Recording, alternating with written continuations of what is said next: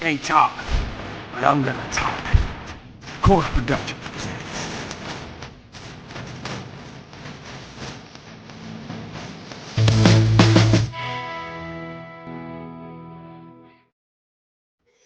What's going on, you guys? Welcome to the Cowboys Corner. This is In the Corner. All right, guys. I don't know how many minutes it's going to be, but we're all going to be in the corner here on three topics. All right, this is a new show. Talking Crazy has officially been retired, so we have to move on with the show.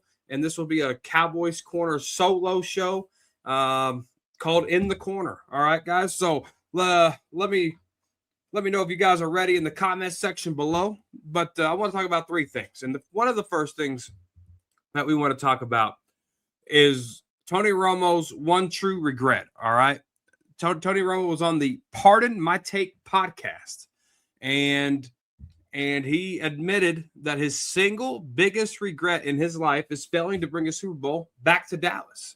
He talked about how he gave his whole body, heart, and soul and everything into it for the fans, for the Jones family, and how empty, and he has an empty slot on his resume that still sits with him, that he didn't win a Super Bowl.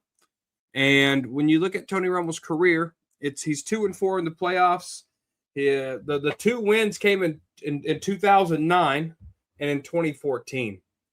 And, you know, the 2014 win when the Lions, Anthony Hitchens had the pass interference call that didn't happen, and then you go play Green Bay in the next week, and next thing you know, that Dez Bryant caught it, but the NFL said that he didn't catch it.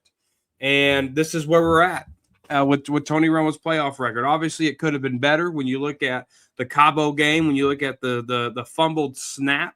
You know, there was a lot of it that was in people's hands, and it was literally in Romo's hands, and it was literally in refs' hands and in the NFL booth to make those calls. And where it sits, Romo didn't win a Super Bowl for us, guys. And, you know, Dak Prescott's on the same trajectory.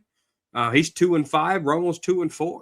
And, you know, we can blame Jerry Jones. We can blame Jason Garrett, Mike McCarthy, Schottenheimer, whatever the case might be. But these teams were not disciplined enough to win. But, guys, let me know what you guys think about Tony Romo.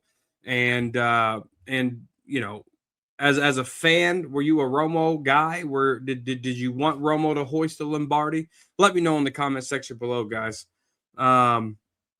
Second topic I want to talk about here is the running back by committee. Is this still running back by committee? And I don't see a lot of people talking about running back by committee because it's interesting, right? You have Javonte Williams, who just inked the new deal with the Dallas Cowboys. Then when you look at the outside of Javonte Williams, and you see Jaydon Blue, Malik Davis, you see Phil Maffa, there's not a lot of proven talent behind that. Can Javonte Williams carry the load for 17 games again? That's what we really have to ask ourselves. And he didn't play week 18 against the Giants. He was put on IR or whatever the case might be for Jaydon Blue and Phil Maffa to get the touches. So are the Dallas Cowboys still in a running back by committee type approach at this running back spot?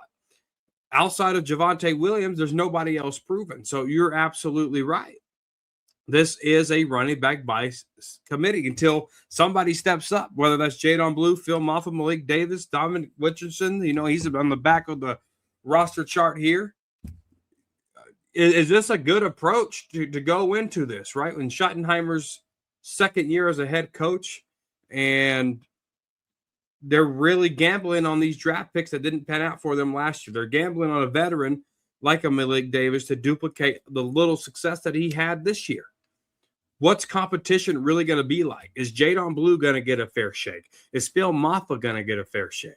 Do they just give it to Malik Davis because he's the veteran? The Dallas Cowboys need to take this running back position seriously, because if Javonte Williams happens to go down, his career says that he probably will, because he only played one healthy year, and that was with the Dallas Cowboys. Do you trust Jaydon Blue? Do you trust Phil Maffa? Do you trust Malik Davis? I think these are legit questions here, guys. Let me know in the comments section below. Is this still a running back by committee approach here by Schottenheimer in this offense? And are you satisfied with the running back depth that is behind Javonte Williams? And if Javonte Williams does happen to go down, do you guys trust it, right? So these questions need to be answered. We got 2.5 weeks until training camp starts. We will get the answers. We will get the answers. But I hope it's by competition and not by injury. Now, there's a lot of conversation about Siobhan Revel and DaRon Bland. And they're saying that there's a clip out there about Revel moving around.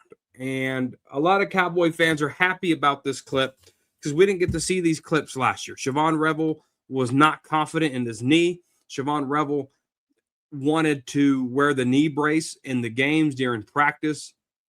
Now he's free, so to speak, when it comes to the knee brace, right?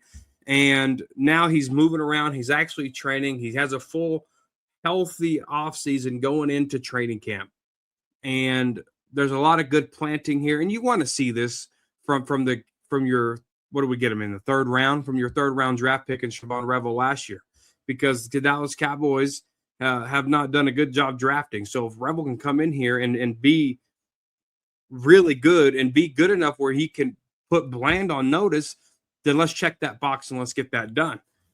But they're saying that it's typical Dallas Cowboy offseason, right? One clip goes viral, and Cowboy fans just make it go viral.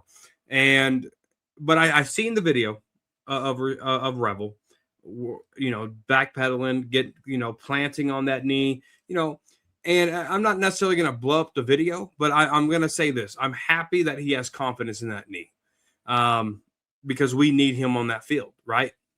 DaRon Bland, Brian Broaddus on Global Touch Media said it best. It's going to put Bland on notice, and it's going to make Bland better with the way Revel's confidence is at now. And you're hoping that DaRon Bland could come in here and do good. He had the left foot surgery, two surgeries in a row on the same foot, 19 games in 2 years. He allowed 104.3 passer rating in those 19 games.